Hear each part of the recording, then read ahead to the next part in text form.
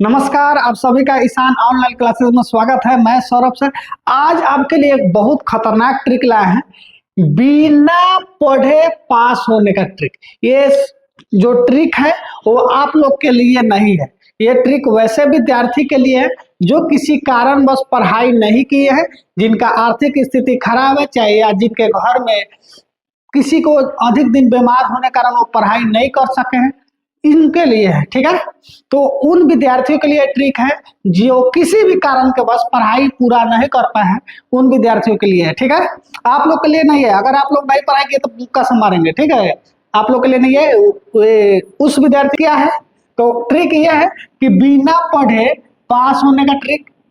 आपको दिमाग में जो है बहुत तरह का ख्याल आता होगा कि नहीं, कि बिना पढ़े पास कैसे हो, बिना पढ़े कैसे लिखे, बिना पढ़े 85% नंबर कैसे लाए। तो ये तो संभव नहीं है, बिना पढ़े 85% नंबर आप ला नहीं सकते, ये संभव नहीं है। इस तरह का सोच मत रखिए।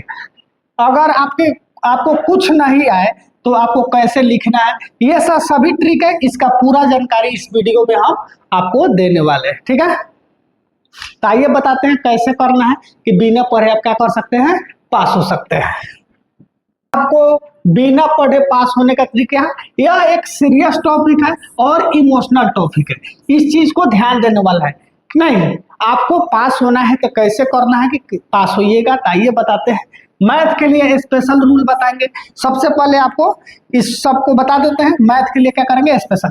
साइंस और सोशल साइंस में आप कभी भी फेल नहीं होइएगा। साइंस और सोशल साइंस में कभी भी फेल नहीं होगा। उसका कारण क्या है, आपको साइंस और सोशल साइंस दोनों में 40 नंबर यानी 20-20 नंबर का प्रैक्टिकल होता है। साइंस और सोशल साइंस में 20-20 नंबर का प्रैक्टिकल है। आपको स्कूल 18 नंबर दे देगा, 18 नंबर दे देगा। उसके बाद आपको कितना नंबर चाहिए, 12 नंबर चाहिए।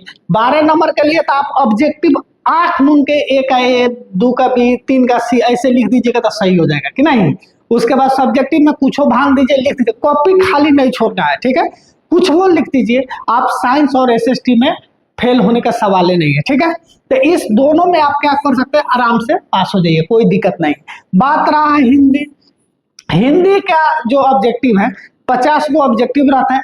50 गो ऑब्जेक्टिव में 100 गो क्वेश्चन दिया रहता है कि नहीं।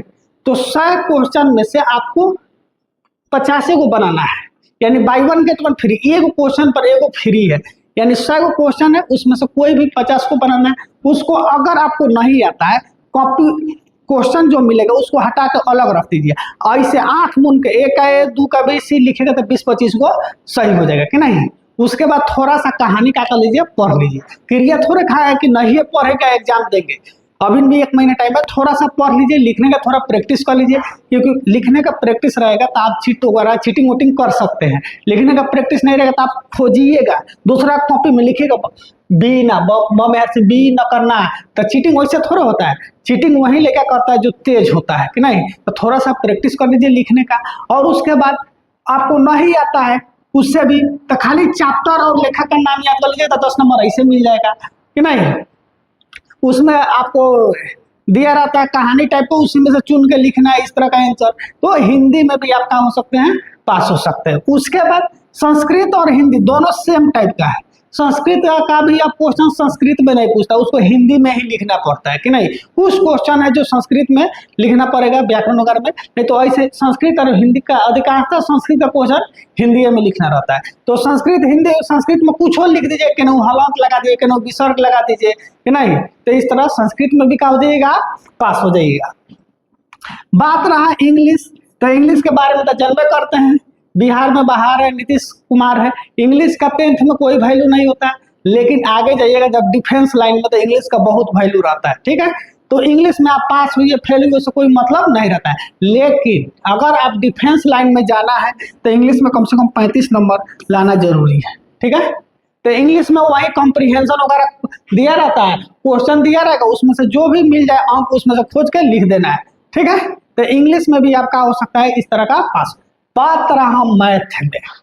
अब मैथ में पास कैसे होइएगा, तो देखो बाबू, अगल बगल में जिसके पास बैठे रहिएगा उसको थोड़ा चाट समोसा रोज खिलाइएगा और मैथ के दिन उससे थोड़ा पूछ लीजिएगा। और नहीं तो ऑब्जेक्टिव एक का BC लिखेगा तो 20-25 को ऑब्जेक्टिव सही हो जाएगा। उसके बाद ध्यान दीजिएगा, एक क्वेश्चन आता है परमे कर सिद्ध करे कि √2a का परमे संख्या, इस तरह क्वेश्चन आ जाएगा। उसके बाद ध्यान रखिएगा, फॉर्मूला पूरा रट जाइएगा। अगर आप फॉर्मूला केवल रट गए तो आपको आराम से फॉर्मूला से 12 को क्वेश्चन पूछता है, 10-12 को ऑब्जेक्टिव केवल फॉर्मूला याद रहेगा तो बन जाएगा। अब पूरा फॉर्मूला अगर बढ़िया से रट जा रहे हैं, थोड़ा सा बढ़िया से, मैथ के लिए देखिए, मैथ में फेल हो सकते हैं, मैथ ध्यान रखिएगा। तो मैथ में अगर फॉर्मूला बढ़िया से रट जाते हैं तो आपको 40 नंबर आराम से आ जाएगा। 40 नंबर का क्वेश्चन आराम से, क्यों? क्योंकि बहुत ऐसे क्वेश्चन है फॉर्मूला बेस्ड। आपको 10th में 40% क्वेश्चन जो होगा फॉर्मूला पर आधारित होगा, इसलिए मैथ का फॉर्मूला याद करना बहुत जरूरी है। अभी भी 1 महीना का टाइम है, मैथ का फॉर्मूला याद कर लीजिए और अगल बगल में जो बैठा है उससे थोड़ा हेल्प ले लीजिएगा। इस तरह आप बिना पढ़े पास हो सकते हैं, ठीक है। तो ये वीडियो उन विद्यार्थियों के लिए है जो किसी कारणवश क्या किया है, पढ़ाई नहीं किया है, ठीक है। आप लोग के लिए नहीं है, आप लोग पढ़ाई कीजिए, आप अच्छे विद्यार्थी हैं। और जो भी आपको अगल बगल में नहीं पढ़ा है उनके ये वीडियो भेजिए, भैया भौजी, चाचा का बेटा, मामा का बेटा, जिस जो भी नहीं पढ़ा है उसको एग्जाम देना जरूरी है, तो उनके पास ये वीडियो भेजिएगा। कैसे पास होगा इस चीज पर वो ध्यान देगा और ऑब्जेक्टिव पर फोकस कर लीजिएगा। ऑब्जेक्टिव अगर सही होगा तो आप इसी तरह क्या हो जाइएगा, पास हो जाइएगा, ठीक है।